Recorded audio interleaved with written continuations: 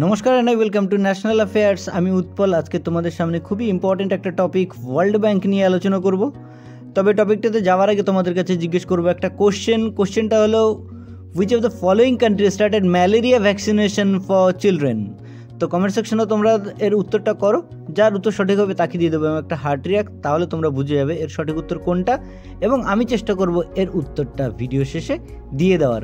তো আজকে আমাদের যে টপিকটা সেই টপিকটা হলো ওয়ার্ল্ড ব্যাংক অথবা IBRD, international bank for reconstruction and development.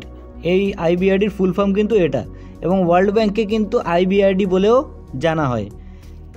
এই আইবিআরডি একটা রিপোর্ট পেশ করলো, গ্লোবাল ইকোনমিক প্রসপেক্ট রিপোর্ট।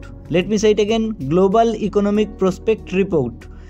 খুবই ইম্পর্টেন্ট রিপোর্ট এটির সাহায্যে আমরা বিশ্ববাসী বুঝতে পারি যে আগামী দিনে বিশ্বের অর্থনীতি কেমন যাবে।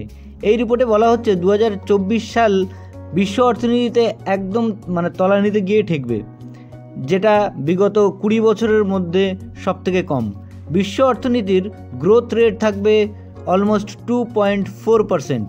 এর কারণ হিসাবে বলা হচ্ছে যে ইসরায়েল প্যালেস্টাইনের যুদ্ধ, financial stress, persistent inflation, tackle climate change related disaster ইত্যাদিকে কিন্তু দায়ী করা হচ্ছে। এর প্রতিরোধ করতে হলে ওয়ার্ল্ড ব্যাংক বলছে যে গ্লোবাল কোঅপারেশন দরকার এবং ইনভেস্টমেন্টের ওপরে কিন্তু জোর দেওয়াটা খুবই জরুরি।